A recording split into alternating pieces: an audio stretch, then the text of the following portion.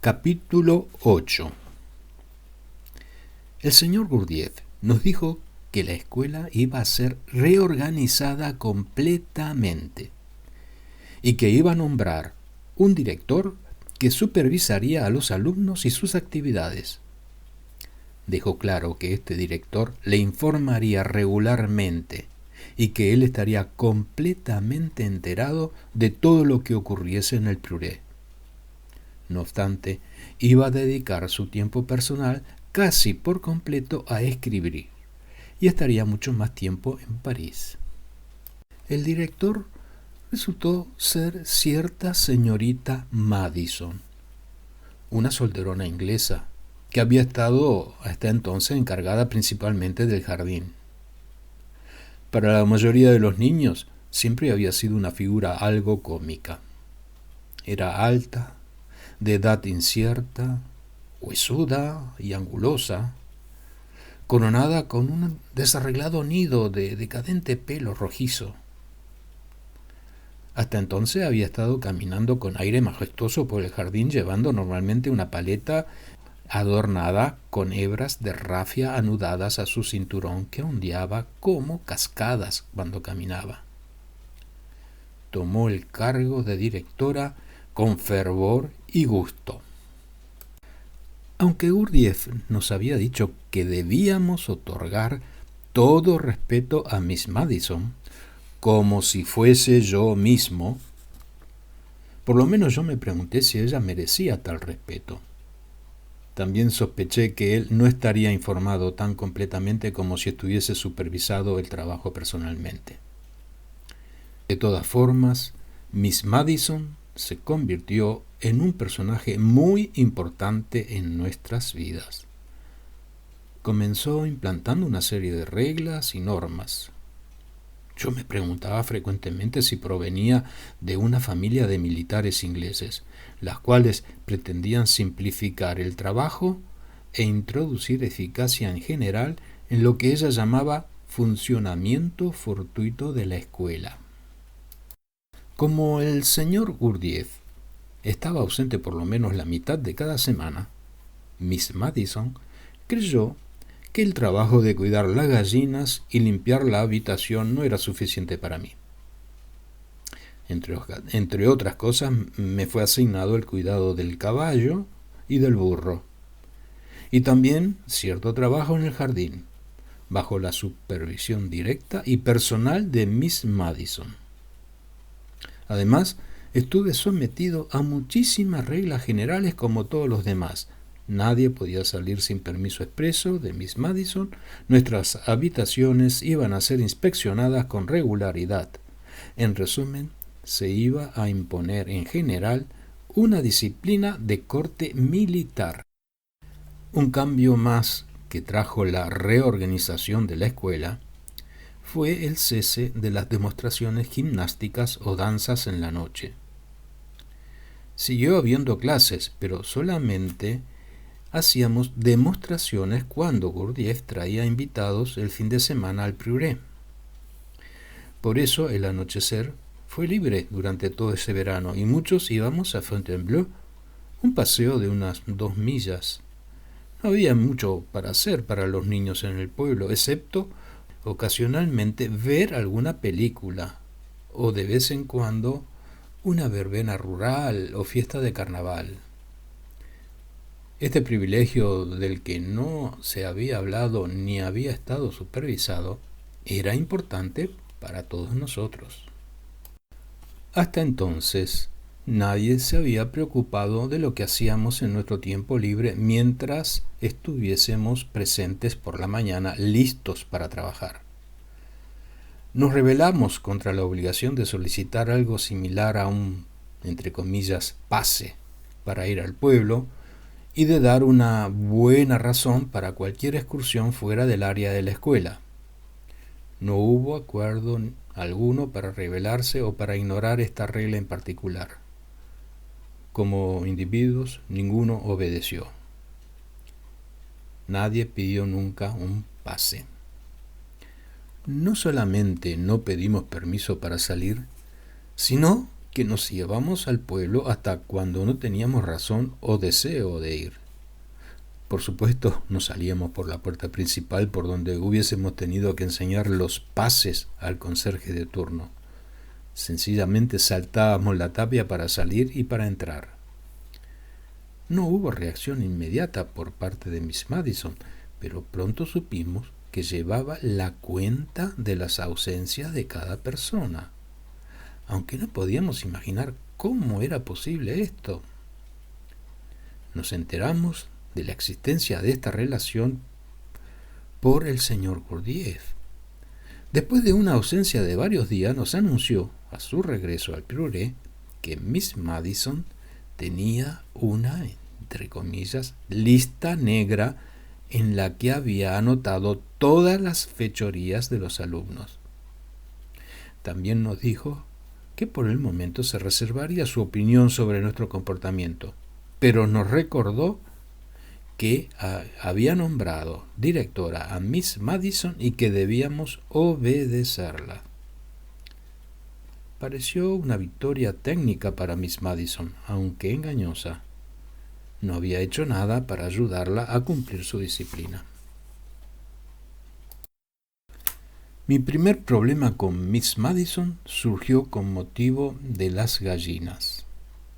Una tarde, justo después que el señor Gurdjieff se fuese a París, uno de los niños vino a decirme cuando estaba limpiando la habitación que varias gallinas se habían escapado del gallinero y estaban destrozando el jardín de Miss Madison. Cuando llegué a la escena de la destrucción, Miss Madison estaba persiguiendo frenéticamente a las gallinas por todo el jardín. Juntos conseguimos encerrarlas. No había muchos desperfectos en las flores y ayudé a Miss Madison, por orden suyas, a reparar los daños. Entonces me dijo que por culpa mía que las gallinas se hubiesen escapado, porque no había mantenido la cerca en buen estado. También me dijo que no se me permitiría salir del instituto durante una semana.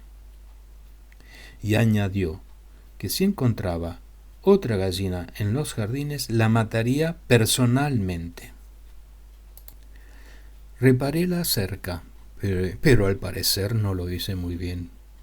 Al día siguiente se escaparon una o dos gallinas y volvieron al jardín. Miss Madison cumplió su promesa y le retorció el pescuezo a la primera que pudo alcanzar. Yo me había aficionado a las gallinas. Tenía una relación personal con cada una de ellas y hasta les había puesto nombres. Me tomé la revancha destrozando una de las plantas favoritas de Miss Madison. Además, esa noche me fui a Fontainebleau por pura satisfacción de hacerlo. A la mañana siguiente, Miss Madison me reprendió seriamente. Me dijo que si no podíamos llegar a entendernos, tendría que llevar el asunto al señor Gurdjieff, y que sabía que él no toleraría un desafío a su autoridad. También dijo que yo estaba primero en su lista negra. En mi defensa dije que las gallinas eran útiles y que el jardín no lo era, y que ella no tenía derecho a matar mis gallinas. Ella replicó que yo no estaba en posición de juzgar lo que ella tenía derecho de hacer, y que el señor Gurdjieff había dejado claro que ella debía ser obedecida. Como no habíamos llegado a tregua ni acuerdo alguno, el asunto fue llevado a la atención del señor Gurdjieff cuando volvió esa semana. Tan pronto como llegó, fue abordado por Miss Madison y estuvieron en su habitación largo tiempo. Durante ese tiempo estuve preocupado. Después de todo, fuesen las que fuesen mis razones, yo la había desobedecido y no tenía ninguna certeza de que Gurdjieff fuese a ver las cosas desde mi punto de vista. Después de la cena pidió café y cuando se lo llevé a su habitación me dijo que me sentase. Me preguntó cómo me iba y si me gustaba Miss Madison. Como no sabía lo que ella le había contado, le contesté con cautela que me iba bien y que suponía que a Miss Madison también le iba bien, pero que el puré era muy diferente desde que ella estaba encargada. Me miró seriamente y preguntó: ¿cómo diferente? Contesté que Miss Madison ponía demasiadas normas y que había demasiada disciplina. Él no hizo ningún comentario sobre esto, pero me dijo que Miss Madison le había contado lo ocurrido en el jardín y que había matado una gallina. Y él quería oír mi versión. Yo le dije cómo me sentía y creía que Miss Madison no tenía derecho a matar las gallinas. ¿Qué haces con la gallina muerta?, preguntó. Dije que la había limpiado y llevado a la cocina para hacer comida. Él consideró esto, asintió y dijo que yo debería comprender entonces que la gallina no se había desperdiciado después de todo. Y también que por el contrario, la planta muerta que yo había arrancado en mi rabia no podía servir a propósito alguno. No podía, por ejemplo, servir de comida. Entonces me preguntó si había reparado la valla. Le dije que la había reparado por segunda vez después de que las gallinas se escapasen. Dijo que eso estaba bien y me envió a llamar a Miss Madison. Abatido, fui a buscarla. No podía rechazar la lógica de lo que me había dicho, pero todavía sentía que Miss Madison no había estado en su derecho por completo. La encontré en su habitación. Me echó una mirada de omnisapiencia y superioridad y me siguió hasta la habitación de Gurdjieff.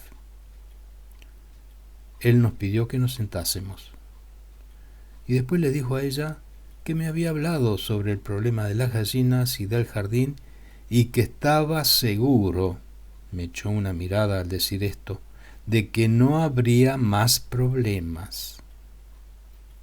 Entonces, inesperadamente, dijo que los dos le habíamos fallado. Mi fallo consistió en no haberle ayudado obedeciendo a Miss Madison, ya que él le había puesto al cargo. Y ella había fallado por matar a la gallina que, a propósito, era su gallina. No solamente era la gallina suya, sino que había una responsabilidad mía y que él había delegado en mí. Yo debería haberla mantenido en su jaula y ella no tenía derecho a matarla. Después le dijo a Miss Madison que se fuese y añadió cuando se iba que él ya había estado discutiendo este asunto mucho tiempo y que estaba muy ocupado y que una de las funciones de un director era relevarle de tales problemas sin importancia y que consumían tiempo. Miss Madison se fue. A mí me había indicado que me quedase y me preguntó si estaba aprendiendo algo. Me quedé sorprendido por la pregunta y no supe qué contestar. Solo pude decir que no lo sabía. Creo que fue entonces cuando mencionó por primera vez directamente uno de los propósitos básicos y metas del instituto. Pasando por alto mi insatisfactoria respuesta, dijo que en la vida lo más difícil de conseguir para el futuro y quizás lo más importante era aprender a vivir con las manifestaciones desagradables de los demás. Dijo que la historia que le habíamos contado por sí misma carecía de importancia. Lo que era importante para mi comportamiento y para Miss Madison, que si alguno de los dos hubiese sido consciente de su comportamiento y no simplemente una reacción del uno hacia el otro, el problema se hubiese solucionado sin su intervención. Dijo que en cierto sentido no había ocurrido nada excepcional que Miss Madison y yo habíamos cedido a nuestra mutua hostilidad. No explicó más. Yo estaba confuso y se lo dije. Añadió que probablemente lo entendería más adelante en la vida. Entonces me dijo que tendría mi lección a la mañana siguiente, aunque no fuese martes.